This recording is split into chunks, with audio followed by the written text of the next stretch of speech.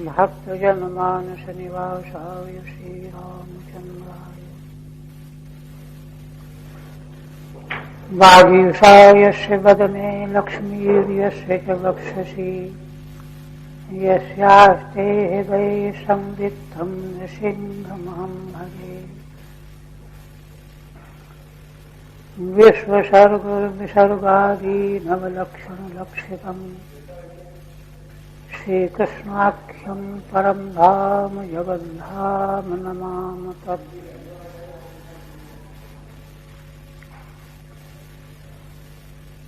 परम आदरणीय यति वृंद, भक्त वृंद एवं श्रोत्र वृंद,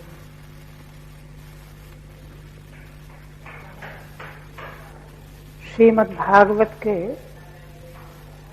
10वें स्कंध उत्तरार्ध का 50वां अध्याय प्रारंभ हो गया है।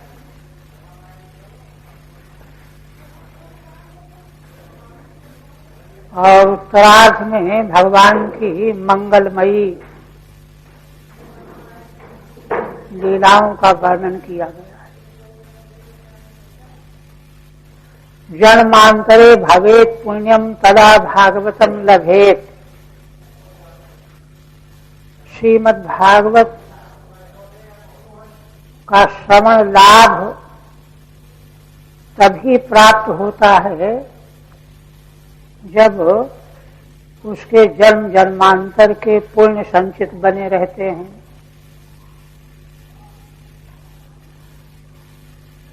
श्रीमद् भागवत में आज से अंत तक आद्योपांत श्री भगवान की मंगलमयी लीलाओं का ही वर्णन किया गया है। उन अमृतमयी लीलाओं का निरंतर श्रवण करना बहुत बड़ी सौभाग्य की बात है। एक तो ये, दूसरी बात, एक बार वाराणसी में किसी सज्जन ने महाराज जी से प्रश्न किया कि भगवान, आप भगवान की कथा, लीला कथा का निरंतर सेवन करने की आज्ञा दे रहे हैं, बात कह रहे हैं, किंतु रामायण में, महाभारत में, भागवत में तो और भी कथाएं हैं। उनमें असुरों की कथाएं भी हैं, उद्दंड लोगों की कथाएं भी हैं, तो वे तो भगवान की कथाओं से अलग कथा है। तो क्या उनको छोड़ करके भगवान की कथाओं का पारायण, चिंतन, स्मरण करना चाहिए? तो महाराज ने मुस्कुराते हुए उत्तर दिया, कहा कि नहीं, वो सब के सब भगवान की ही कथाएं हैं। क्योंकि सर्वाधिष्ठान भगवान ही संसार के कण कण का केंद्र है। संसार में कोई भी घटना ऐसी घट ही नहीं सकती जो भगवान को छोड़ करके। इसलिए असुरों का व्रत भी भगवान की ही कथा के अंतर्गत है। उसमें भी भगवान की लीलाओं का ही महत्व है, महिमा है। इसलिए किसी प्रकार का संदेह न करते हुए सब कुछ अक्षर अक्षर जो है इसका पेय है। ये ठीक है कि उन कथाओं का आध्यात्मिक अर्थ भी होता है, आध्यात्मिक, आदि भौतिक, आदि दैविक, तीनों प्रकार के अर्थ, किंतु पहले तो आदि भौतिक अर्थ ही है। इसलिए आध्यात्मिक अर्थ के संबंध में तो वेदांत की दृष्टि यह है कि सारा विश्व ब्रह्मांड, त्रैकालिक जगत, सर्वदेश, सर्वकाल, सर्ववस्तु का अधिष्ठान हमारा आत्मा ही है। आत्मन इति अध्यात्मम। अध्यात्म शब्द का अर्थ है सब कुछ आत्मा में ही है। वह दृष्टि जब प्राप्त हो जाएगी भगवत कृपा से, तो सब कुछ आत्मा में है ही वही अध्यात्म है।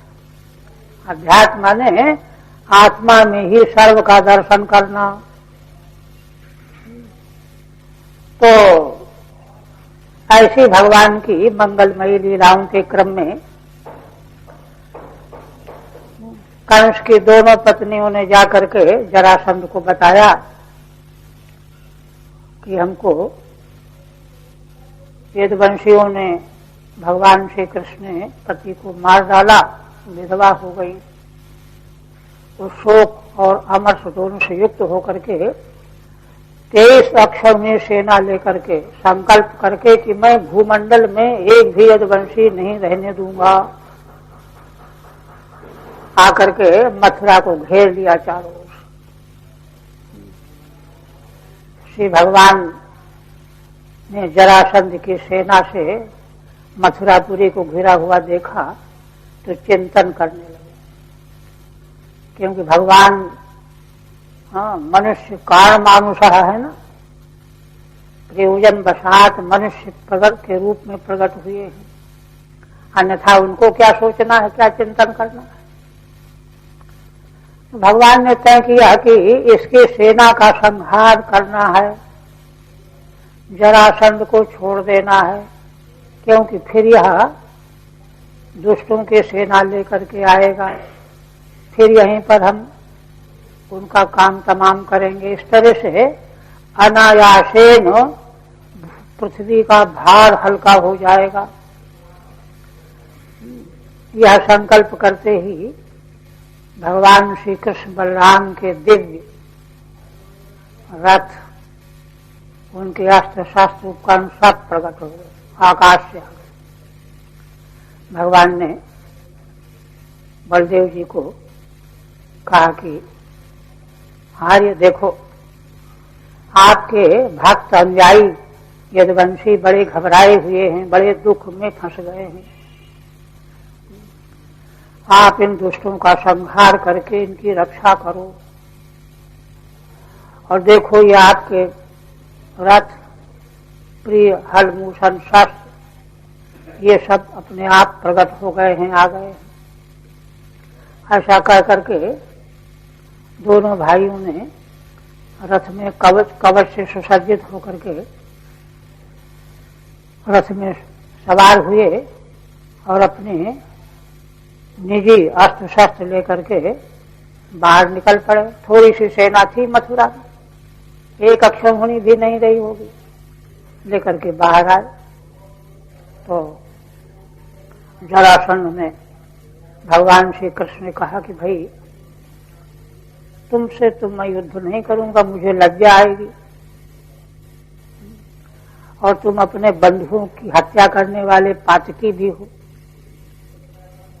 किंतु बलराम जी, अगर तुम में श्रद्धा हो, श्रद्धा का है हो कि मर करके स्वर्ग मिल जाएगा, तो डटे रहो, धैर्य धारण करो, अथवा तुम मुझे ही मार डालो। ऐसा कह करके युद्ध प्रारंभ हो गया। जरासंध ने अपनी विशाल सेना के द्वारा भगवान श्री कृष्ण बलराम के रथों को, उनकी सारी सेना को चारों ओर से ढक दिया। दृष्टांत दिया गया है कि जैसे मेघ सूर्य को ढक देता है,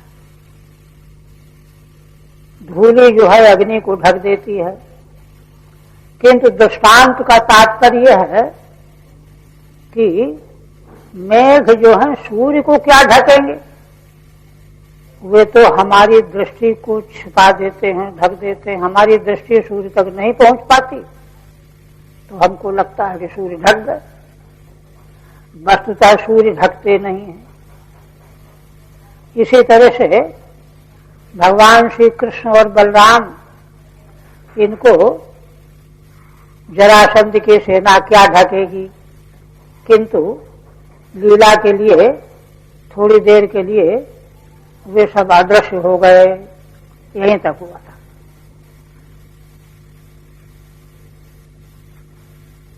इक्कीस के बाद सुपर्ण ताल ध्वज चिन्हितौ रथा अलक्षयन्त्यो हरिरामयोर्मृधे स्त्रियः पुरात्कालक हर्म गोपुरम समाश्रिता सम्मुहुः सुचार्दिता। श्री भगवान सुखदेव जी कहते हैं कि राजन, मथुरापुरी की स्त्रियां शोक से दुखी होकर के व्याकुल हो गईं। क्यों व्याकुल हो गईं? उन्होंने मथुरापुरी के भवनों की अट्टालिकाओं पर, गोपुरों के ऊपर, फाटक के ऊपर चढ़ करके युद्ध को देखना चाह रही थीं। ऊपर चढ़ करके जब उन्होंने देखा तो क्या दिखाई पड़ा? सुपर्ण ताल ध्वज चिन्हितौ रथौ। सुपर्ण गौ का चिन्ह भगवान के रथ में है और ताल का चिन्ह बलराम जी के रथ का चिन्ह है। और ध्वजाएं माने ध्वजाओं में गरुड़ जी और ताल, इनसे चिन्हित दोनों श्री कृष्ण रथों को। अलक्षयन्त्या, वे रथ दोनों भाइयों की दिखाई ही नहीं दे रहे थे, ढक गए, अलक्षित हो गए। हरिरामयो मृधे अलक्षयन्त्या, भगवान श्री कृष्ण बलराम जी के दोनों के रथों को न देखती हुई। और समासिता समूह सुचार्दिता, है ना, शोक से आकुल होकर के सम्मोहित हो गई, मूर्छित हो गई, घबरा गई। टीका नहीं। हरित परानेक पयो मुचामुहु शिली मुखात्युलबण वर्ष पीड़ितम स्वसैन्यमालोक्य सुरासुरार्चितम विस्फूर्जयच्छार्म सरासनोत्तमम। इसके बाद श्री भगवान ने जब देखा परानीक पयोमुचाम, पर माने शत्रु की, अनेक माने सेना, शत्रु जरासंध की सेना से बाणों की वर्षा होने लगी। पयोमुचाम, जैसे जल की वर्षा करने वाले बादलों से लगातार बूंदें बरसती रहती हैं, ऐसे ही शत्रु के सेना के सैनिकों से लगातार बाणों की वर्षा होने लगी। मुह मने बार बार, शिली मुखात्तिलबण वर्ष पीड़ितम, उनके द्वारा शिली मुख माने बाण, है ना, उससे उल्बण वर्षा हो, बड़ी भयंकर बाणों की वर्षा हो रही थी। उससे सारी सेना भगवान की पीड़ित हो गई। स्वसैन्यम पीड़ितम आलोक्य, अपनी छोटी सी सेना को शत्रु के सेना से बाण वर्षा के द्वारा पीड़ित हुआ देखा। तब भगवान ने क्या किया? सुरासुरार्चितम व्यस्फूर्जयत शार्म सरासनोत्तमम। श्री भगवान ने अपना उत्तम शार्म धनुष, जिसको देवता और असुर दोनों जिसकी पूजा किया करते थे, दोनों के द्वारा जो पूज्य है भगवान का शार्ंग धनुष बाण, उसको भगवान ने टंकारा आवाज की। परस्यानीकानि सैन्यानि तान्येव पयोमुचो मेघास्तेषां शिलीमुखा। शत्रु के सेना के सैनिकों के द्वारा छोड़े गए जो बाण थे वे मेघ की वर्षा के समान थे। तेषां शिलीमुखा बाण तेषां अत्युर्बलम वर्षम, उनसे होने वाली बड़ी भीषण बाण वर्षा। तेन पीड़ितम, उससे पीड़ित अपनी सेना को भगवान ने देखा। तब व्यस्फूर्जयत उज्जृंभितवान, भगवान ने देवताओं और असुरों से सम्मानित पूजित अपने धनुष को टंकारा और गृहण्य संगादथ संदधच्छरान विकृष्य मुंचन क्षित बाण पूगान निघ्नन्दथान कुंजर बाजिपत्ति निरंतरम यद बदलात चक्रम। भगवान ने टंकार करके सार्व धनुष से बाणों की वर्षा आरंभ कर दी। भगवान अलात चक्र के समान है ना, कब भगवान तर्कस से बाण निकालते हैं, कब धनुष में चढ़ाते हैं, कब प्रत्यंचा खींचते हैं, कब छोड़ते हैं, यह कोई देख नहीं पा रहा था। ग्रहण निसंगात, निसंग माने तर्कस से बाण ग्रहण करना, अथ संदधत है ना, बाण निकाल करके संधान करना धनुष पर, संदधच्छरान विकृष्य मुंचन, और प्रत्यंचा को अपनी ओर खींच करके छोड़ना, खींचना और छोड़ना। शीत बाण पूगान, पहनाए हुए बाण भगवान लगातार छोड़ रहे थे। और इस तरह से निघ्नन्दथान कुंजर बाजिपत्तीन, रथों को, हाथियों को, घोड़ों को, पैदल सैनिकों को निरंतर भगवान वध करते जा रहे थे। यदवद अलात चक्रम, जैसे अलात चक्र है ना, आग जो है तेल डाल करके आग लगा करके घुमाते हैं बनेठी, अलात चक्र की तरह से, ऐसे ही भगवान का वह सार्व धनुष अलात चक्र की तरह से चक्कर काट रहा था, है ना। बाण चढ़ाना, छोड़ना, खींचना, यह कोई देख नहीं पा रहा था। जैसे अलात चक्र के घुमाने का गोला बन जाता है। तदा ग्रहणन नीति निसंगाद ईसुधेह शरान ग्रहणन, निसंग माने तर्कस, ईसुधि दूसरा अर्थ उसका, उससे बाणों को ग्रहण करना, लेना। अथ तान गुणे संदधत, उन बाणों को निकाल करके प्रत्यंचा में चढ़ाना। गुणम आकृष्य, प्रत्यंचा को खींचना। निषिद्ध बाण समूहान मुंचन, और पहनाए बाण समुदायों को छोड़ना। चार काम ऐसा करते हुए, निघनन माने प्रहरण, प्रहार करते हुए, है ना। चतुरंगिणी सेना के हाथी, घोड़ा, पैदल रथ, पत्ती माने पदाती, पैदल सैनिक, निरंतरमिति लगातार भगवान का यह प्रहार चल रहा है। ग्रहणादि क्रिया विशेषण माने निरंतरम का मतलब निसंग से बाण ग्रहण करना, चढ़ाना, खींचना, छोड़ना, चारों का विशेषण है। निरंतर, लगातार, एक छोड़ा दूसरा छोड़ा, विशेषण है। उसमें दृष्टांत दे रहे हैं, कैसे ज्वलत काष्ठम भ्रमणे यथा, जैसे जलता हुआ काठ, लुकाठी जिसको कहते हैं, उसको चक्रवत भवती, चक्र की तरह से कोई घुमावे तेजी से, ऐसे उससे गोला बन जाता है। तद्वद व्यस्फूर्जयदीति, इसी प्रकार से भगवान सार्व धनुष के द्वारा बाणों की वर्षा कर रहे हैं, कोई समझ नहीं पा रहा है।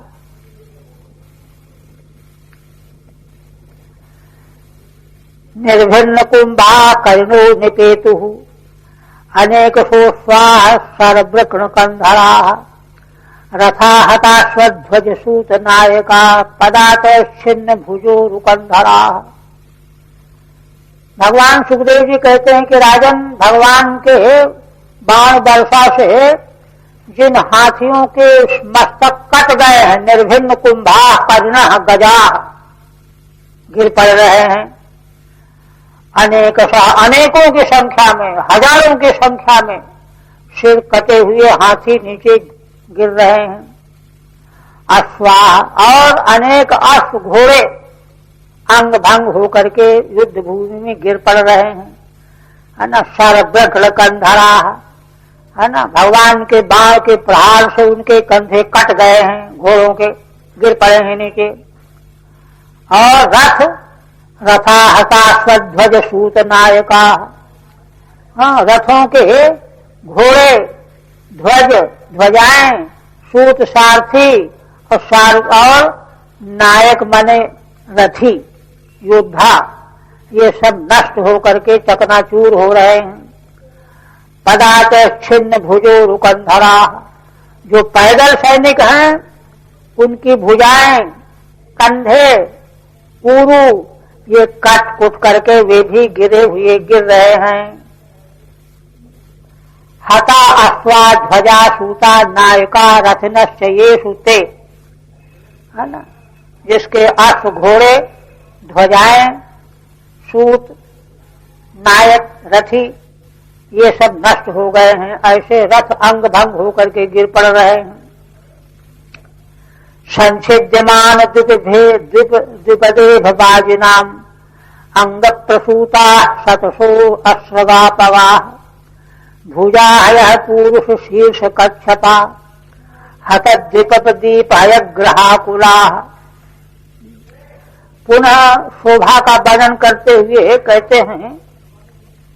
कहते हैं कि संछिद्यमान द्विपदेभ बाजिनाम अंग प्रसूता, जो युद्ध में कट करके गिर रहे थे।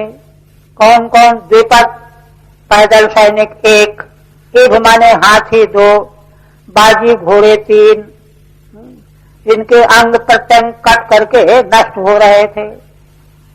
शतसु अश्रगापवा, तो उससे क्या हुआ? इन चारों के कट कट करके गिरने से उनके शरीर के रक्त से नदियां बहने लगी, सैकड़ों की संख्या में। अश्रग माने रक्त की, आपग माने नदियां बहने लगी। बड़ी संख्या थी ना, इसलिए सभी सैनिकों का, हाथी घोड़ों का रक्त बहने लगा, उसे नदियों की धारा बह गई। भुजा हय पुरुष शीर्ष हतद्विपद्वीप हयग्रहाकुला। नदियों में देखिए क्या होता है ना, भुजा हय, सैनिकों की भुजाएं कट करके बह रही थी तो मानो सांप बह रहे हैं। पुरुष शीर्ष कच्छपा, और पुरुषों के सिर कटे हुए बह रहे हैं रक्त की नदी में, तो मानो कच्छप बहे चले जा रहे हैं, कछुए।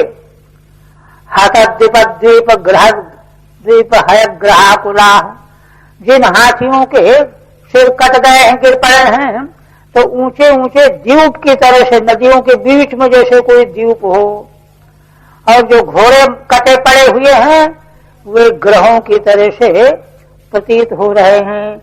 इस प्रकार से रक्त की नदियां सैकड़ों की संख्या में आकुलित हो रही हैं।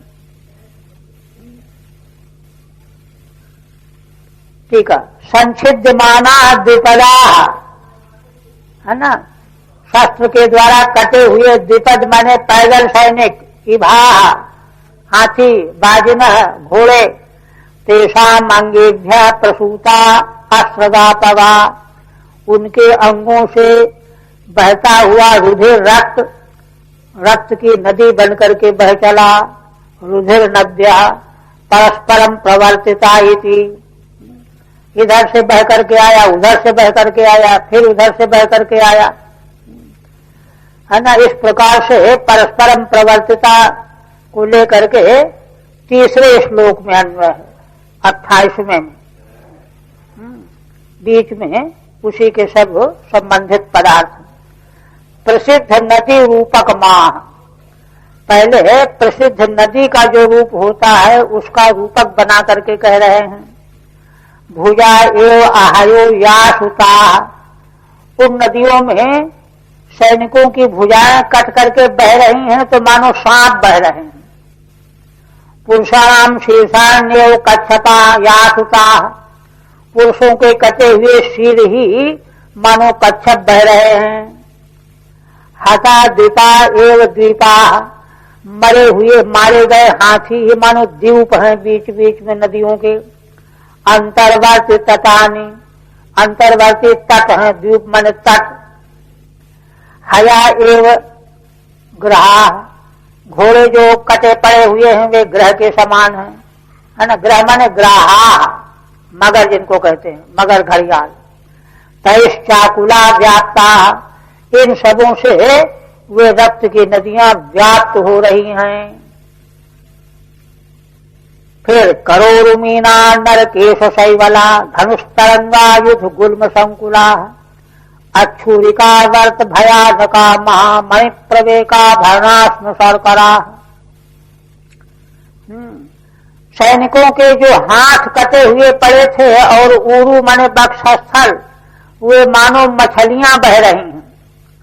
नरकेश शैवला, मनुष्यों के सिर के बाल बह रहे हैं तो मानो शैवाल बह रहा है नदी में। धनुष तरंगायुध गुल्म संकुला, धनुष जो वीरों के पड़े बह रहे हैं तो मानो नदी की तरंगे हैं, लहरें हैं। आयुध जो इधर उधर पड़े बिखरे हैं वे गुल्म की तरह से संकुलित दिखाई दे रहे हैं। अक्षुरिका वर्त भयानका, अक्षुरिका माने ढाल आदि, चक्र आदि वे बह रहे हैं तो उनसे ऐसा लगता है कि ये भावरें हैं, नदी में भावरें भी होती हैं। आवर्त भयानका, महामणि प्रवेका धरणास्म शर्करा, और जो महामणियों के आभूषण नष्ट हो गए हैं, गिरे पड़े हैं, प्रवेक आभरण, तो वे टुकड़े टुकड़े होकर के मानो नदियों में है ना, बालू होती है, शर्कर पत्थर होते हैं, शिलाएं होती हैं, और शर्करा माने रेत होता है, तो ये सब टकरा करके रेत की तरह से प्रकाशित हो रहे हैं। ठीक है। करा उर्वश्य मीना यासुता, सैनिकों के हाथ और उरु ये मछली की तरह से बह रहे हैं रक्त की नदियों में। नराणाम केशायु शैवलम व्यासुता, मनुष्यों के बाल ही शैवाल की तरह से शोभित हो रहे हैं। धनुष से तरंगा, धनुष जो पड़े हुए हैं वे तरंगों की तरह से हैं। आयुधान्य गुल्मा, आयुध ही गुल्म है, झाड़ियां। तैश संकुला, तो इन सभी सामग्रियों से वे नदियां संकुलित हो रही हैं, भरी हुई हैं। अक्षुरिका चरमाणी है ना, वही ढाल जिसको कहते हैं। चक्राणी अथवा अक्षुरिका माने चक्र भी होता है।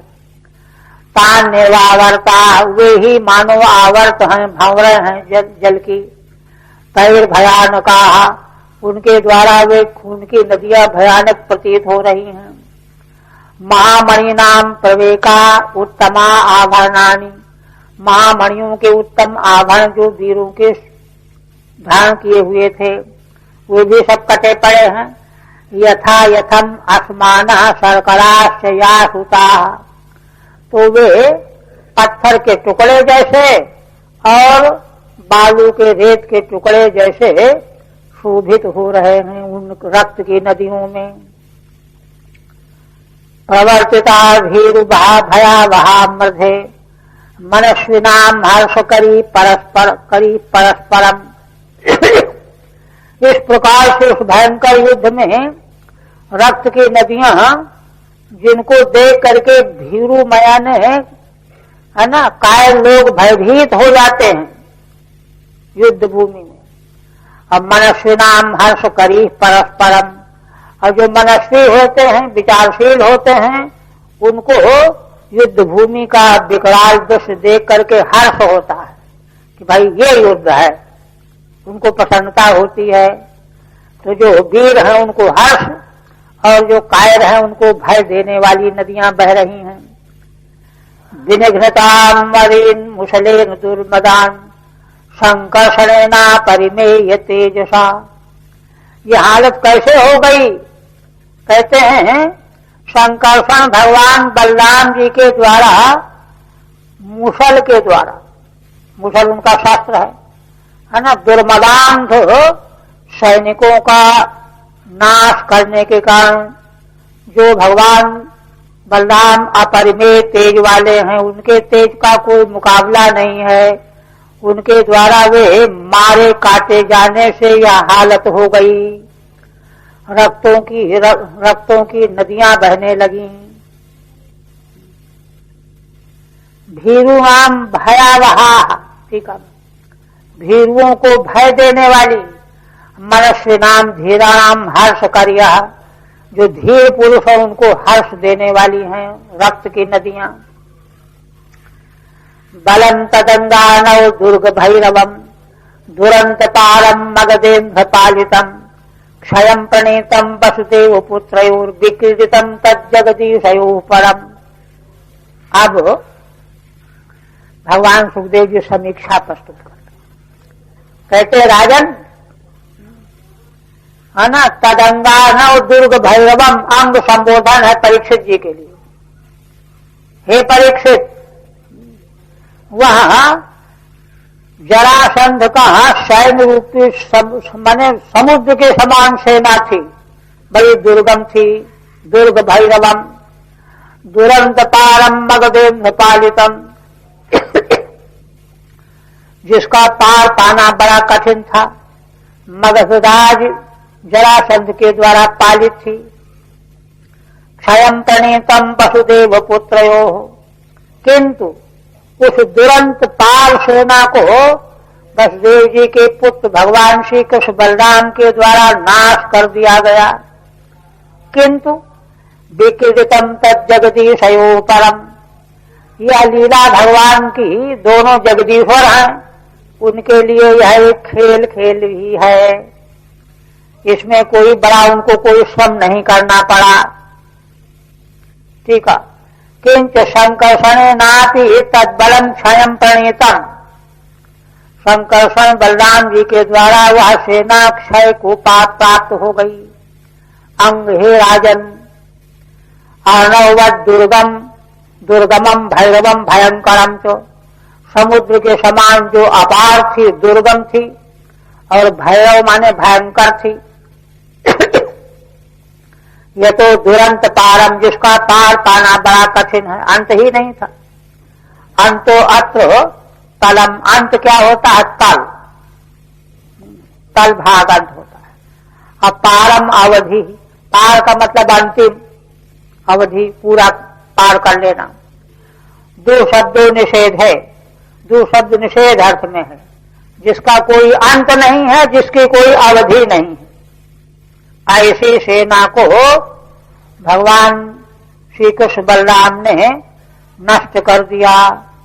विक्रमेण अगाधम देशतश्च निरवधिकम इत्यर्थः, बल के द्वारा अगाध थी और क्षेत्र के द्वारा निरवधिक थी सेना। किंच मगधेन्द्रेण च पालितम बलम, मगधराज जरासंध के द्वारा वह सेना पाली हुई थी। यदेवं भूतम राम कृष्णयोः कर्मोक्तम, ऐसा जो भगवान श्री कृष्ण बलराम का सैन्य विध्वंस का कर्म कहा गया, तत्परम केवलम तयोर विकीर्तितम न तो पराक्रम, यह तो उन दोनों का खेल है, ये कोई पराक्रम, खेल खेल में नष्ट कर दिया। फिर कहते हैं कि देखो इसमें कोई आश्चर्य नहीं है।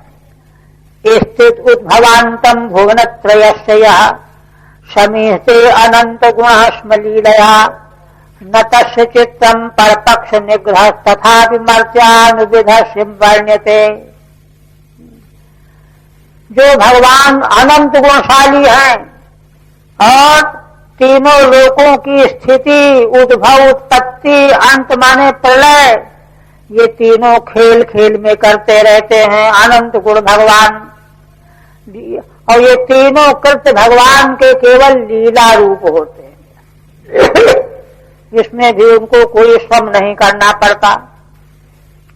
ऐसे उन भगवान के लिए, अनंत विश्व की रचना, संहार, रक्षा करने वाले भगवान, न तस्य चित्तम परपक्ष निग्रह, शत्रु के पक्ष का नाश कर देना कोई आश्चर्य की बात नहीं है। तथापि मर्त्यानुविधस्य वर्ण्यते, तो कहते हैं कि फिर वर्णन क्यों कर रहे हैं आप? तो कहते हैं इसलिए वर्णन कर रहे हैं कि भगवान मानव शरीर का खेल लीला कर रहे हैं, मनुष्य शरीर का जो है नाटक कर रहे हैं, खेल कर रहे हैं, इसलिए वर्णन करना पड़ता है। मर्त्यानुविधस्य वर्ण्यते, ठीक है, न चैतद आश्चर्य मिथ्या, यह कोई आश्चर्य नहीं है। स्थित भवान्तमिति ये कहते हैं, जो भगवान तीनों लोकों की उत्पत्ति स्थिति संहार लीला लीला से करने वाले हैं। तभी किमित्याश्चर्य निवर्णितम, तो फिर क्यों आश्चर्य की तरह से आप वर्णन कर रहे हैं? ऐसी बात है तो कहते हैं भाई तथापि मर्त्यान अनुविधत्ते अनुकरोति मर्त्यानुविधस्तस्य। श्री भगवान इस समय मानव विग्रह धारण करके मानवीय आचरण कर रहे हैं, लीला कर रहे हैं, मानव लीला कर रहे हैं। इसलिए उन भगवान की मानव लीला का वर्णन करना पड़ता है। इसके बाद जग्राह विरथम रामो जरासंधम महाबलम हतानिकावशिष्टासुम सिंह सिंहमिवौजसा। इसके बाद क्या हुआ? सेना के खत्म हो जाने पर श्री बलराम जी ने विरथम जरासंधम जग्राह, है ना, जिसका रथ भी नष्ट हो चुका था, उस जरासंध को भगवान श्री बलराम जी ने पकड़ लिया। महाबलम, बड़ा बलशाली है जो। हतानी का अवशिष्टासुम, जिसकी सारी सेना मार डाली गई है, केवल उसके प्राण रह गए, वह खुद नहीं मरा भी। उसको जैसे एक सिंह दूसरे सिंह को पकड़ लेता है, दबोच लेता है, ऐसे बलराम जी ने उसको दबोच लिया। किंच जग्राहेति हतानि अनिकान यस्य, जिसकी सारी तेज सक्षमुनि सेना नष्ट हो चुकी है। अवशिष्टा असवह एव यस्य तंच तंच, और उसमें स्वयं में भी केवल प्राण ही रह गए हैं, शक्ति नहीं रह गई है, उसको पकड़ लिया। और बलराम जी मारना ही चाहते थे। बध्यमानम हतारातिम पाशैर बाहुन मांसैहि वारयामास गोविंदस्तेन कार्य चिकीर्षया। वह जरासंध जो अपने शत्रुओं पर विजय पाने वाला था, उसको भगवान बलराम जी ने वरुण पाश और मानवी पाश से बांध दिया पहले, गला हाथ पैर उसका, और बस प्रहार करके मार डालना चाहते थे। तब तक जब भगवान ने देखा कि अरे ये तो मार ही डालेंगे, रोक दिया, कहा नहीं नहीं छोड़ दो इसको। क्यों छोड़ देने के लिए कहा? तेन कार्य चिकीर्षया, भगवान यह जानते थे कि यह फिर से बार बार सेना लेकर के आएगा, तो हम एक जगह पर उसका खात्मा करते चले जाएंगे, और वो सब मारने ही लायक है सेना में जो आएंगे इसके सैनिक। इसलिए पृथ्वी का भार आसानी से दूर हो जाएगा, यह काम इसके रहने से ही होगा, न दूसरा कौन बार बार लाएगा।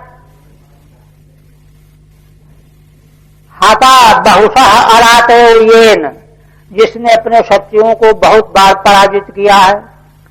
तथा भूतमपि जरासंधम बध्यमानम वारयामास, ऐसा था यद्यपि जरासंध मार डालने लायक था, किंतु फिर भी बलराम जी इसीलिए मार ही डालना चाहते थे, किंतु भगवान ने रोक दिया, बचा दिया। समुक्तो लोकनाथाभ्याम वृजतो वीर सम्मतः तपसे कृत संकल्पो बाधितः पथिराज भी। अब देखिए, भगवान श्री कृष्ण बलराम तो लोकों के नाथ हैं, स्वामी हैं, उन्होंने दया करके छोड़ दिया, किंतु वह बड़ा लज्जित हुआ। क्यों? वीरों की टोली में उसका बड़ा सम्मान था, भाई ये तो बड़े वीर हैं, हाँ? और आज गया, बस छोड़ा गया, तो लज्जित हुआ। तपसे कृत संकल्पो बाधितः पथिराज भी, उसने सोचा कि अब हम तपस्या करके शक्ति अर्जित करेंगे, है ना, हमको बड़ी लज्जा आ रही है। किंतु रास्ते में यह बात सोच ही रहा था, देखिए सद्बुद्धि तो आई उसमें, किंतु राजाओं ने, उसके दुष्ट साथियों ने उसको रास्ते में रोक दिया। क्या वो क्यों रोक दिया? वाक्य पवित्रता सपद नई नई प्राकृतरपी स्वकर्म बंध प्राप्तोयम यदभिस्ते पराभवः। यद्यपि वे लोग पवित्र अर्थ वाले पदों के द्वारा उसको रोकना चाह रहे तो रोक रहे थे, है ना। जिन वाक्यों के पद बड़े पवित्र हैं, क्यों का मतलब यह है कि तपस्या जो है संसार में विजय प्राप्त करने के लिए और यश प्राप्त करने के लिए करना मूर्खता है।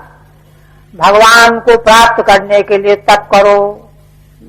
बाकी इस जीवन में हार जीत जय पराजय तो होती ही रहती है, इसको लेकर के ज्यादा चिंता नहीं करनी चाहिए। ऐसी बातें वे लोग कह रहे थे, उसके साथी लोग, इसलिए पवित्र अर्थ वाले पद थे ये सब वाक्यों में। अर्थ तो उनका अच्छा ही है ना। लोक की इच्छा को लेकर के तप करके अर्जन करना और फिर उसका उसी में दुरुपयोग करना, ये तो मूर्खता ही मानी जाएगी। अरे हो गया, पराजय हो गई, क्या बिगड़ता है, ऐसा कह करके वे समझाने लगे। वाक्य पवित्रार्थ पदई ही, उन वाक्यों के द्वारा, है ना, जिनमें पवित्र अर्थ भरे हुए थे पदों में, और नए नई प्राकृत रपी, और नीतियों के द्वारा, है ना, प्राकृत नीतियों के द्वारा भी स्वकर्मबंध प्राप्त यम यदभिस्ते पराभव। उनके समझाने का लक्ष्य क्या था? अरे देखो राजन, यह तो अपने कर्मों का फल होता है। यह जो है तुमको जो पराजय मिल गई है, ये कभी किसी कर्म का फल है यहाँ, इसलिए तुम यदुओं से पराजित हो गए हो। इसको लेकर के तुमको ज्यादा चिंता नहीं करनी चाहिए। टीका, पवित्रार्थान धर्मोपदेश पराणी। पवित्र अर्थ वाले पद कैसे? धर्मोपदेश परक। धर्म तो वही है जो कह रहे हैं। पदान ये तैर वाक्य ही, और नई नई मन नीति भी, नीति वाक्यों के द्वारा। प्राकृत मन लौकिक ही, तत्र लौकिकान वाक्य माह। लौकिक न्याय क्या? स्वकर्मेति यदि अल्पकई कृत्वा ते महता पराभव। देखो यदुवंशी जो है कोई वीर ऐसे हैं नहीं, लेकिन जो बाई चांस तुम हार गए हो, ये कोई कर्म का फल है, प्रारब्ध का फल है, तुम ये चिंता न करो। ऐसा लौकिकों से ते महता पराभव केवलम कर्म बंधेन प्राप्त आतस्त्वया न लज्जितव्यमिति। कर्म के बंधन के कारण तुमको हार मिल गई है, इसलिए तुमको लज्जित नहीं होना चाहिए, है ना भाई। जीवन में जय पराजय तो होती ही रहती है, इसलिए इसको लेकर के तो अपना मन छोटा क्यों करते हो? तुम उसी उत्साह से लगे रहो अपने काम में।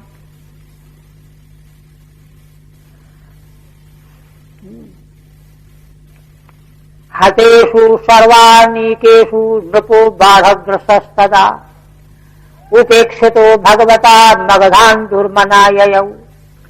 तो राजाओं के समझाने से मान गया। फिर कहते हैं, जब देखा जरासंध ने कि मेरी सारी सेनाएं मारी गईं, नष्ट हो गईं, तब वह बृहद्रथ का पुत्र होने से बाढ़ग्रस्त कह रहे हैं। बृहद्रथ का पुत्र भगवता उपेक्षिता, भगवान ने उपेक्षा कर दी, जानो तो इसको छोड़ दो, मत मारो। मगधान दुर्मनाययौ, तो बड़े दुखी मन से वह अपनी राजधानी को चला गया। बाढ़ग्रथो जरासंधा मुकुंदोप्यक्षत बलो निस्तीर्णारि बलार्णवः विकीर्यमाणः कुसुमैस्त्रिदशैरनुमोदितः। इधर भगवान की सेना को कोई खरोंच भी नहीं आई, अक्षत बल है, सारी सेना को कोई नुकसान नहीं हुआ। और निस्तीरारि बलार्णवः, शत्रु के सेना रूपी समुद्र को पार कर लिया अनायासेन भगवान ने। अब तो देवताओं ने प्रसन्न होकर के भगवान के ऊपर फूलों की वर्षा की, है ना। विकीर्यमाणः कुसुमैस्त्रिदशैः अनुमोदितः, फूलों की वर्षा करके देवताओं ने अनुमोदन किया, भगवान बड़ा अच्छा किया आपने। ठीक है, मुकुंदोपि ययौ इत्यनुसंगा, आगे ययौ क्रिया में अन्वय होगा।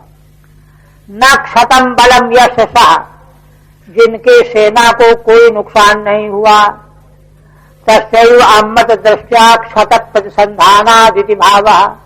अभिप्राय यह है कि शस्त्र के प्रहार से कोई अंग कट तो गए होंगे, किंतु भगवान की दृष्टि पड़ने से वे सब शुद्ध हो गए थे, है ना। घाव सब ठीक हो गए, इसलिए सब अक्षत रह गए।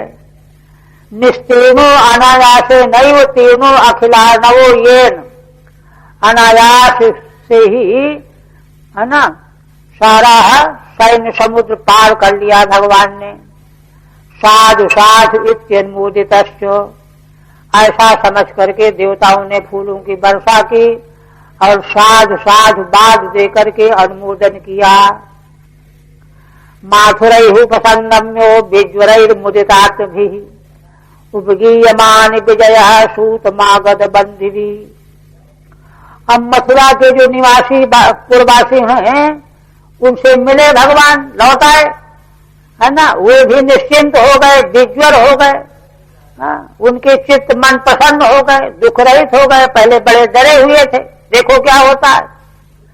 उनके साथ मिले, उपगीयमान विजय, वे साथ भगवान की विजय का यश गाने लगे। सूतमागध बंदिवी, सूतमागध बंदी जन भी भगवान के मंगलमय यश का गुणगान करने लगे। उपसंगम में मिलित्वा, उनसे मिल करके सब बड़ी प्रसन्नता व्यक्त करने लगे, निश्चिंत हो गए। शंख दुंद भयो ने दुर्भेरी तूर्याण्यनेक सा, वीणा वेणु मृदंगानी पुरम प्रविशद प्रभु। जिस समय भगवान मथुरापुरी में प्रवेश करने जा रहे थे, शंख और दुंदुभियां बजने लगी, विजय घोष, भेरी तूरी, अनेक अनेक अनेक वाद्य बजने लगे। वीणा वेणु मृदंगानी, वीणा वेणु मृदंग ये सब वाद्य बजने लगे। पुरम प्रविशद प्रभु, जिस समय प्रभु भगवान मथुरापुरी में प्रवेश कर रहे थे, तदा प्रभु पुरम प्रविशति सति शंखादयो नेदुः, भगवान मथुरापुरी में प्रवेश कर ही रहे थे कि शंखादि वाद्य बजने लगे। सिक्त मार्गाम हस्त जलाम पताकाभि अलंकृताम, निर्घुष्टाम ब्रह्म घोषेण कौतुका बद्ध तोरणाम। पुनः शोभा का वर्णन करते हैं। मथुरापुरी के सारे मार्ग पानी से सींच दिए गए, धूल बैठ गई। हस्त जलाम, और सारी नगरी के लोग बड़े प्रसन्न हो गए। पताकाओं से अलंकृत कर दिया मथुरापुरी को। निर्घुष्टान ब्रह्म घोषेण, ब्राह्मणों के द्वारा वेद मंत्र के पाठ होने लगे, चारों ओर वेद ध्वनि होने लगी। कौतुका बद्ध तोरणाम, और कौतुका चारों ओर तोरण बंधनवार बांध दिए गए, शोभा प्रकट कर दी गई। कथम भूताम पुरम तवाह, मथुरापुरी कैसी है जिसमें भगवान प्रविष्ट हो रहे हैं। सिक्त मार्गामिति, जिसके मार्ग सब पानी से तर कर दिए गए हैं। ब्रह्म घोषण, वेद घोषण, निर्घुष्टाम निनादिताम, ब्राह्मणों के द्वारा वेद मंत्रों के पाठ से जो निनादित हो रही है। कौतुकेन उत्सवेन वा सर्वतो बद्धानि तोरणानि यस्याम ताम, कौतुक बसात अथवा उत्सव मनाने के लिए चारों ओर तोरण के बंधनवार बांध दिए गए हैं। ऐसी पुरी निजीयमानो नारीभिः माल्यदध्यक्षतांकुरैः, वीक्षमाणः सस्नेहं प्रेतितलित लोचनैः। इसके बाद पुनः कहते हैं, मथुरापुर की नारियों के द्वारा भगवान के ऊपर मालाएं, फूल, दधी, अक्षत और जौ के अंकुर, इनकी वर्षा कर रही हैं ऊपर जो है मंगल के लिए। ये सब मांगलिक द्रव्य हैं। इन मांगलिक द्रव्यों का की वर्षा कर रही हैं। निरीक्षमाणः स्नेहम, और क्या कर रही हैं, भगवान की ओर बड़े स्नेह से भगवान को देख रही हैं। प्रीतितलित लोचनैः, इतने प्रसन्न हैं, प्रीति से युक्त हैं, उनके नेत्र कमल के समान खिले हुए हैं, ऐसे नेत्रों से भगवान को बार बार देख रही हैं। उनके ऊपर दही अक्षत अंकुर ये छिड़क रही हैं, मंगल मना रही हैं। ऐसा शासक होना चाहिए कि प्रत्येक पात्र जो है उसके प्रति प्रेम से आपूरित हो। निकीयमान माने विकीयमान, छिड़क कर रही, छिड़काव कर रही थी भगवान के ऊपर दही अक्षत, है ना, जौ के अंकुर, परिवेश विपरिणतानुसंग, परिवेश में अन्वय होगा, माने पुरी में प्रवेश, भगवान ने प्रवेश किया। आयुधन गतम वित्तम अनंतम वीरभूषणम यदुराजाय तत्सर्वम आहतम प्रादिशत प्रभु। अच्छा, अब शत्रु के सैनिकों से रत्न और सोना चांदी आदि जो आभूषण से सब ले लिए गए थे, सैनिकों ने इकट्ठा कर लिया था। नियम है कि विजित का ही सब हो जाता है, तो उसको भगवान सैनिकों के द्वारा इकट्ठा करके ले आए। ला करके उन्होंने सारा धन उग्रसेन जो राजा बने हुए थे उनके यहाँ भेज दिया। यदि राजा तत्सर्वम आहतम प्रादिशत प्रभु, भगवान ने आज्ञा दिया सेवकों को, जाओ महाराज के चरणों में सब धन अर्पण कर दो जा करके। आयुधनम रणभूमि तत्स्थम वित्तम, रणभूमि में जो धन एकत्र हुआ था, पड़ा था, वीराभूषण, वह धन कहाँ से आया? तो वीरों के जो आभूषण थे वह सब एकत्र करके लाया गया था। भगवान ने सब महाराज के चरणों में उसको समर्पित करा दिया। अब उपसंहार करते, एवं सप्तदशकृत्वस्तावत्यक्षौहिणी बलः युधे मागधो राजा यदभि कृष्ण पालित। भगवान सुखदेव जी कहते हैं, राजन इसी प्रकार 17 बार उतनी अक्षौहिणी सेना लेकर के आता था जरासंध, है ना, मगध देश का राजा जरासंध, है ना, कृष्ण पालित यदभि स युधे, भगवान के द्वारा सुरक्षित यदुवंशियों के साथ 17 बार उसने युद्ध किया, है ना। तावती छेद तावती पराजय वर्तमाने की अक्षौहिण्यो बलम यश सह, इतना पराजय होने पर भी बार बार उतनी ही अक्षौहिणी सेना ले आया करता था। 17 कृत्वा 17 बारान युद्धे, और 17 बार उसने युद्ध किया।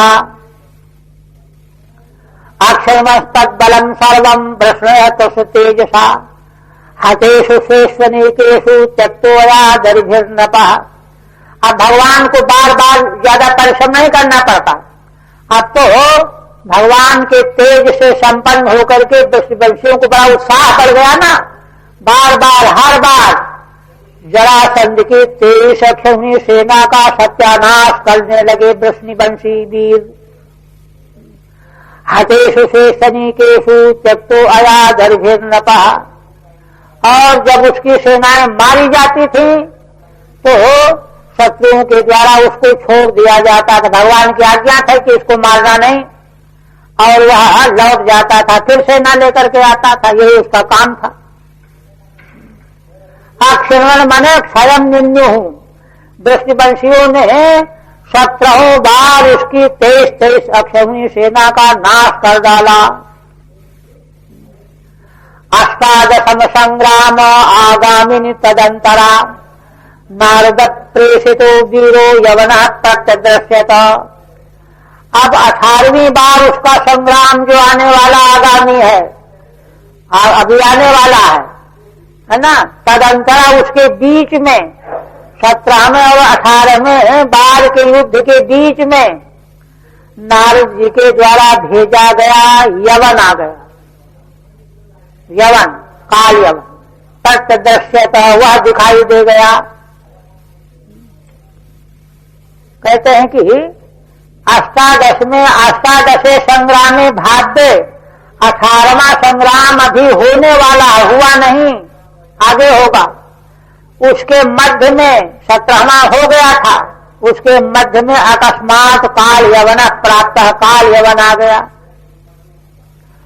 रोध मथुरा मृत्योत्तिष्ठ म्लेच्छकोटि भी लोके चा प्रतिद्वंदो वृष्णिनुश्रुत्वात्म संमितान। बात नारद जी से यह हुई कि नारद जी ने उसको बताया कि देख, तेरे तुझसे युद्ध करने वाले यदुवंशी हो सकते हैं और कोई नहीं है तेरा मुकाबला करने वाले।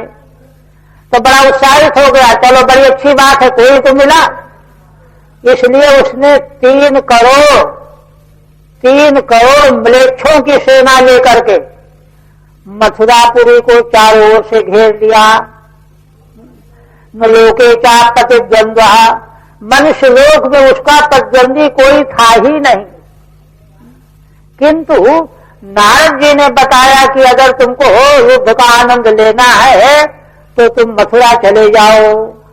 श्रुत्वात्म संहितान, मथुरा के वृष्णिवंशी यदुवंशी तुम्हारे समान ही वीर हैं, उनसे युद्ध में तुमको सुख मिलेगा। आत्मसंहितान माने स्वतुल्यान। तम दृष्ट्वा चिंतयत् कृष्ण शंकर सहायवान, अहो यदूनाम भजनम प्राप्तम युभयतो महत्। श्री भगवान ने उसको देखा, काल यवन को 3 करोड़ सेना लेकर के आया। भगवान चिंतन करने लगे, फिर शंकर संग बलराम जी के साथ, अरे अहो यदूनाम भजनम प्राप्तम युभयतो महत्, अब तो यदुवंशियों को बड़ा दुख प्राप्त होने वाला है। दोनों ओर से उभयता, दोनों ओर से दुख प्राप्त होने वाला है। व्यजनम दुखम उभयतो माने यवनाथ जरासंधाच, यवन तो आ ही गया, जरासंध भी आजकल में आने वाला है। 2 ओर से महान भय प्राप्त हो गया। यवनो यम निरुंधे 57 महाबला, आज तो यह यवन महान बलशाली है, हम लोगों को चारों ओर से घेर लिया है इसने। मागधोप्यवासो वा परसो वा गमिष्यति, जरासंध भी क्या पता शाम तक आज ही आ जाए, नहीं कल आ जाएगा, परसों तो निश्चित आ ही जाएगा। परसो वा गमिष्यति, पक्का आ जाएगा। तदाद्वयेन निरुंधे निरुणद्धि, आवोयुद्धतो रस्य यज्ञागंता जरासुतः। हे आज जरा सोचो विचार करो, हम दोनों इसके साथ में लड़ने में लग जाएंगे और उसी बीच में अगर जरासंध आ गया तो सोचो क्या होगा। बंधून बधेष्यत्यथवा नेष्यते स्वपुरम बलि, तब तो हमारे बंधुओं को या तो मारी डालेगा या तो गिरफ्तार करके अपने मगधपुर ले जाएगा। एक काम करेगा। तस्माद् विधास्यामो दुर्गम दिवद दुर्गमम, तत्र ज्ञातिम समाधायो यवनम घातयामहे। इसलिए देखो, आज हमको ऐसा लगता है कि हम लोग, है ना, ऐसे दुर्ग की रचना हमको करनी चाहिए जिसमें मनुष्य के लिए जो दुर्गम हो, वहां रचना करके अपने सगे संबंधियों को वहां निवास करा देंगे, उनका सुरक्षा हो जाएगी। और तब यवनम घातयामहे, तब काल यवन को मारने की चेष्टा में हम लोग लग जाएंगे। इत सम्मंत्र भगवान दुर्गम 12 योजनम अंतः समुद्र नगरम कृष्णाद्भुतमची करत। श्री भगवान ने बलराम जी से यह परामर्श किया और 12 योजन 48 कोस के लंबाई चौड़ाई वाला दुर्ग समुद्र के भीतर तैयार कराया। दुर्ग के भीतर नगर, नगरम कृत्वाद्भुत मची करत, पहले दुर्ग बनाया, उसके भीतर नगर शहर निर्माण कराया। समुद्र मध्य दुर्गम तन मध्य नगरम, समुद्र के भीतर मध्य में दुर्ग, उसके मध्य में नगर द्वारिकापुरी। कृत्वाद्भुतम सर्वाश्चर्यम मयम, जिसमें सारे आश्चर्य प्रतीत हो रहे थे। अचीकरत माने कार्यानाश, दृश्यते यत्र ही त्वाष्टम विज्ञानम शिल्प नैपुणम रक्षा चक्कर बीथी यथा वास्तु विनिर्मितम। जिस द्वारिकापुरी में है ना त्वष्टा के पुत्र विश्वकर्मा का शिल्प की निपुणता का सारा विज्ञान जिसमें मौजूद था, कोई कमी नहीं। रक्षा माने बड़े बड़े राजमार्ग, चक्कर माने चबूतरे, बीथी माने छोटे छोटे मार्ग, इन सबों के द्वारा वास्तु शास्त्र की रीति से रचना की गई थी, है ना। त्वष्टा विश्वकर्मा तदीयम शिल्प नैपुणम च क्रिया कौशलम। विश्वकर्मा की निपुणता क्रिया कौशल के अनुसार द्वारिकापुरी की रचना भगवान ने कराई। तदा साधस्त्री भी 3.5 श्लोकों से कह रहे हैं। रक्षा माने राजमार्गा, बड़े बड़े मार्ग, पुरतः, है ना, पुर के भीतर आने वाले। बीथे उपमार्गा, छोटे छोटे मार्ग पश्चिम की ओर से। उभयतो भी चत्वराणी अंगनानी, और दोनों ओर से चौराहे। तन मध्य कोषाह, उसके मध्य में कोठार। ततो, है ना, अत्यंत स्वर्ण भवनानी, फिर उसके भी भीतर सोने के भवन। तदुपर स्फाटिका तालिका, उसके ऊपर है ना स्फटिक की अट्टालिकाएं। तदुपर हेमकुंभा, उसके ऊपर सोने के घड़े। इति बहुभूमिकम, है ना, ऐसी बड़ी भूमिका से बनाए गए। यथा वास्तु, वास्तु गृहाद निर्माण स्थानम, वास्तु विद्या के अनुसार वास्तु गृहादि के साथ में निर्माण स्थान करके तदनतिक्रम विनिर्मितम, माने वास्तु शास्त्र के अतिक्रमण किए बिना निर्माण कराया गया। सुरद्युमलत उद्यान विचित्रो पवनान्वितम हेम सुंदर विद्य विस्प्रग भी स्फाटिकाट्टाल गोपुरई। सुरद्युम माने देवताओं के उद्यान के वृक्ष, कल्पत वृक्ष, लताएं देवलोक की, उद्यान और विचित्र उपवन से अन्वित हेम श्रृंगैर विधिविस्त्रग भी, और सोने के शिखर जो देवलोक को स्पर्श करने वाले थे, इतने ऊंचे थे। स्फाटिकाट्टाल गोपुरई, स्फटिक मणि की अट्टालिकाएं और गोपुर, है ना, बड़े बड़े द्वार, ये सब बने। सुराम द्रुमा लताश्च येषु, देवताओं के वृक्ष और लताएं जिसमें मौजूद हो गईं। तान उद्यानानि, ऐसे उद्यान द्वारिकापुरी में। विचित्रो भवनानि च तैरन्वितम, विचित्र उपवनों से अन्वित हैं। हेममयानि श्रृंगानि येषु तैहि, स्वर्णमय श्रृंग जिनमें है। तैहि दिविस्प्रद्भिरत्युच्चैहि, है ना, स्वर्ग को छूने वाले बड़े ऊंचे ऊंचे। स्फाटिका अट्टाला, स्फटिक मणि की अट्टालिकाएं, ऊपरी भूमिका। गोपुराणि च द्वाराणि, गोपुर द्वार। तैर, है ना, तैर निर्मितम इत्युत्तरेणान्वयः, इस प्रकार से आगे के श्लोक में अन्वय होगा। राजतारकुटैः कोशैर् हेमकुंभैरलंकृतैः रत्नकूटैर्गृहैर्हैमैर् महामरकतस्थलैः। चांदी और आरकूट माने पीतल के कोठार बनाए गए। हेम माने सोने के खुम्बों से उनको सजाया गया।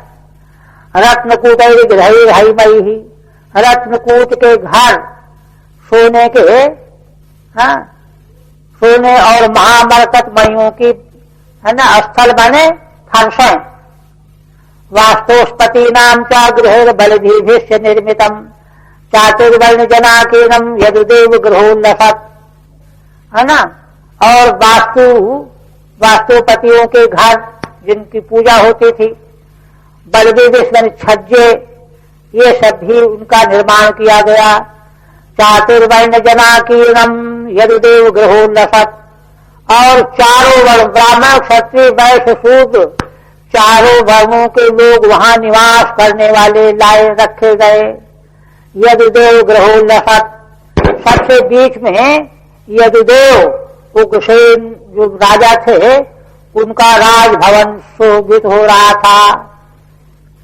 ठीक है, राज तारकुटई रजतम च तारकुटम च, चांदी और तारकुट कहते पीतल को, पीतलोहम ताभ्याम निर्मितई कोष्ठई, इन दोनों से बनाए गए कोठार अन्न आदि रखने के लिए, और अश्वशाला अन्नशाला आदि भी, अश्वशाला अन्नशाला आदि, कथम भूतई हेम कुंभई अलंकृतई, सोने के कुंभों से जिनको सजाया गया था, तथा रत्नकूटई पद्मरागादि शिखरई, पद्मराग के शिखर बनाए गए थे और स्वर्ण के से सजाया गया था, स्वयमयी सौवर्णई, महामरकत मयान स्थलान येषु तैर गृहैश्च, और मरकत मणियों के फर्श जिनमें शोभित हो रहे थे ऐसे घर बनाए गए थे। किंच नगर गृहादौ वास्तुस्पति नाम देवानाम चो, नगर के घरों में है ना, सबसे पहले वास्तुस्पति के जो देवता हैं उनके मंदिर बनाए गए। बलभी चंद्र शालिका, शालिका भेष्य, बलभी माने छज्जे है ना, चंद्रशालिका माने जहां चंद्रमा का प्रकाश आता है, रोशनदान, ये सब बने हुए थे। यद देव गृहई राजगृही उल्लसत शोभमानम, यदुदेव जो उग्रसेन राजमहल उनसे शोभमान हो रही थी द्वारिकापुरी। सुधर्माम पारिजातम चो महेंद्र प्राणोद्धरे, यत चावत्सतो मर्तो मत धर्मई न युज्यते। फिर कहते हैं है ना, महेंद्र माने इंद्र ने सुधर्मा नाम की सभा देवलोक की पारिजात यह भगवान की द्वारिकापुरी की शोभा के लिए प्रेषित कर दिया है ना। सुधर्मा की महिमा क्या है, यत चावत्सतो मर्तो मत धर्मई न युज्यते, जहां पर कोई मनुष्य बैठ जाए तो उसको मनुष्य योनि के जो धर्म लगते हैं, भूख प्यास थकावट पसीना, ये उसको प्राप्त नहीं होते, ये महिमा। पारिजातम च प्राणोत प्रस्थापया मासेति, पारिजात को भेजा, सुधर्मा सभा को भेजा, स्थापित किया। सुख परीक्षित संवादात पूर्व भावित्वाद भूत निर्देशा, क्योंकि यह घटना भगवान सुखदेव जी परीक्षित के संवाद के पहले घट चुकी थी, इसलिए भूतकाल का निर्देश यहाँ किया जा रहा है। भगवान सुखदेव जी वर्णन कर रहे हैं तो भूतकाल का वर्णन कर रहे हैं। मर्त धर्मई क्षतिपाशादि सदूर विधि, मर्त धर्म क्या है, भूख प्यास है ना, सर्दी गर्मी, ये जो है सदूर्मियां व्याप्त नहीं होती, ऐसी सभा है। इसी प्रकार से वरुण ने क्या किया, श्यामैक कर्णान वरुणो हयान शुक्लान मनोजवान, अष्टौ निजपति कोशान लोकपालो निजोदयान। वरुण देवता ने है ना ऐसे घोड़े जिनके एक एक कान श्याम वर्ण के हैं, उनका सारा शरीर तो सफेद है, शुक्ल है, एक एक कान काले हैं, और दौड़ने वेग उनका कितना है, मनोवेग के समान दौड़ने वाले हैं। ये तो वरुण ने प्रेषित किया। कुबेर ने क्या किया, धनज ने अष्टौ निधिपति कोशान, निधिपति माने कुबेर ने धन के देवता हैं, 8 कोषों को भेजा। कोशा लोकपालो निजोदयान, जो उनकी अपनी निजी सर्व संपत्ति है, उन 8 निधियों को भगवान की सेवा के लिए रवाना कर दिया। निधिपति कुबेरा अष्टौ कोशान निधीन, 8 निधियां कौन कौन से हैं बता रहे हैं। पद्मश्चयु महापद्मो मत्स्य कूर्मो तथौदकः, पद्म महापद्म मत्स्य कूर्म औदक, नीलो मुकुंद शंखश्च नील मुकुंद शंख, निधयो अष्टौ प्रकीर्तिता, ये 8 निधियां हैं। निजोदयान निज विभूति ही, ऐसे निज विभूतियों को भेजा। यद्यद भगवता दत्तम आधिपत्यम स्वसिद्धये सर्वं प्रत्यर्पयामासु हरऊ भूमि गते नृप। भगवान सुखदेव जी कहते हैं कि ऐसा क्यों किया इन लोगों ने? तो उत्तर देते हैं, कहते हैं देखो, असल में लोकपालों को यह सब कहां से प्राप्त हुआ था? भगवान के द्वारा ही प्राप्त हुआ था। सारा वैभव ऐश्वर्य भगवान से ही तो मिलता है सबको। यद्यत भगवता दत्तम आधिपत्यम स्वसिद्ध है, उनके पद के लिए अनुरूप है ना, सिद्धि के लिए जो जो वस्तुएं भगवान ने उनको अर्पण किया था, सर्वम प्रत्यर्पयामासु, इन लोकपालों ने उन सभी पदार्थों को भगवान की सेवा में अर्पण कर दिया। हरऊ भूमि गते नृप, क्योंकि भगवान भूलोक में अवतार लेकर के आए हैं तो उनकी सेवा पूजा हमको करनी चाहिए। तो दियम वस्तु गोविंद तुम्हें समर्पण, हे भगवान आपने दिया है, आपकी सेवा में हम अर्पण कर रहे हैं। अन्य च सिद्धादयो भगवता स्वाधिकार सिद्ध है, यद्यद आधिपत्यम दत्तमासीत तत्सर्वम प्रत्यर्पयामासुरिति। दूसरे भी सिद्धाधिकों ने भगवान के द्वारा जो जो अधिकार उनको प्राप्त हुए थे, सिद्धियां प्राप्त हुई थी, है ना, जिनसे कि उनका आधिपत्य सुरक्षित रहता है ना, तत्सर्वम प्रत्यर्पयामासु, वह सब का सब भगवान को अर्पण कर दिया है ना। ऐसी द्वारिकापुरी की शोभा संपन्न रचना हो गई। तत्र योग प्रभावेन नीत्वा सर्वजनम हरि, प्रजापालेन रामेण कृष्ण समनुमंत्रितः, निर्जगाम पुरद्वारात् पद्माली निरायुधा। इसके बाद कहते हैं वहीं द्वारिकापुरी में श्री भगवान ने योग माया के प्रभाव से अपने सभी स्वजनों को वहां पहुंचा दिया। उनको पता ही नहीं चला कैसे पहुंच गए। प्रजापालेन रामेण कृष्ण समनुमंत्रितः, प्रजा का पालन करने वाले बलराम जी से मंत्रणा करके भगवान ने यह किया। और निर्जगाम पुरद्वारात् पद्माली निरायुधा। अच्छा, कालयवन ने सारी मथुरापुरी को घेर रखा था। अब मथुरा नगरी के मुख्य द्वार से भगवान अपने गले में कमल की माला डाले हुए, ये पहचान के लिए डाल दिया भगवान ने। नारद जी ने बता दिया था कि देखो ऐसा भगवान का स्वरूप पहचान लेना। अब निरायुधा, आयुध कुछ नहीं, केवल मात्र गले में कमल की माला डाल करके भगवान मुख्य द्वार से निकल पड़े, जिससे जानबूझ करके निकले कि जो है वह काल यवन देख लेगा।